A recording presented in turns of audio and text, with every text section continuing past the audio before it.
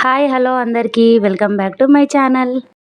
ఎంతో simple and easy healthy రెసిపీతో మీ ముందుకు వచ్చేసాను. ఏంటబ్బా ఈ రెసిపీ అని అనుకుంటున్నారా? తెలుగులో ఏమంటారో నాకు తెలియదు కానీ మా బంజారా వాళ్ళం మేమైతే కాడో అని పిలుస్తాము. ఫస్ట్ అయితే గిన్నెలో 2 గ్లాసుల వరకు నీళ్ళను పోసుకున్నాను. నీళ్ళను బాగా మరిగించుకోవాలి. ఈ కాడో అయితే మెయిన్గా బాలింతల కోసం చేస్తారు.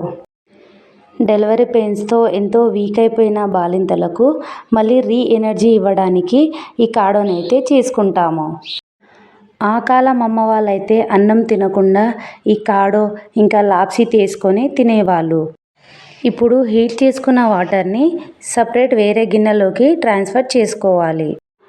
వాటర్ వేడి చేసిన గిన్నెలో ఇప్పుడు మనము నెయ్యినైతే యాడ్ చేసుకోవాలి. నేనైతే 1/2 కప్పు దాకా నెయ్యినైతే తీసుకుంటున్నాను.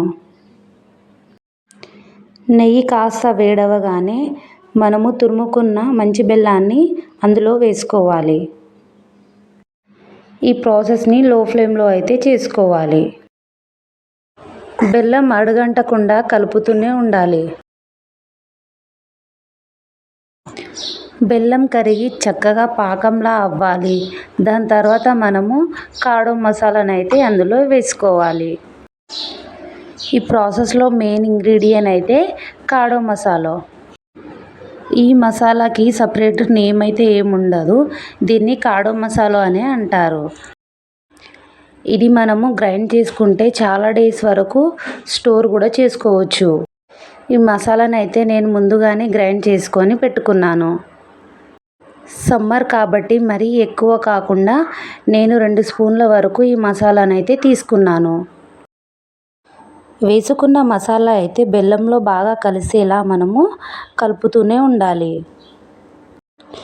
ఇప్పుడు లాస్ట్లో అయితే ముందుగా వేడి చేసి పెట్టుకున్న వాటరు ఒకేసారి పోసుకోకుండా మనము కొద్దిగా కలుపుతూ మరీ వాటర్ కాకుండా చిక్కగా ఉండేలా చూసుకోవాలి. వాటర్ పోసుకున్నాక మరీ ఎక్కువసేపు ఉంచకుండా కాడో కాస్త చిక్కబడుతుండగా మనము ఈ కాడోని అయితే దించుకోవాలి.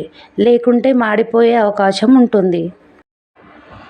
ఇప్పుడు చూస్తున్నారు కదా, చూస్తుండగానే కాడో అయితే రెడీ అయిపోయింది. ఎంతో న్యాచురల్గా మనకు ఆరోగ్యాన్ని ఇచ్చే ఈ కాడోని మేమైతే కట్టెల పొయ్యి మీద చేసుకున్నాము. మేమైతే చిన్న పెద్ద తేడా లేకుండా ఫ్యామిలీతో కలిసి ప్రతి ఒక్కరము ఎంజాయ్ చేస్తాము. Thank you for watching this video.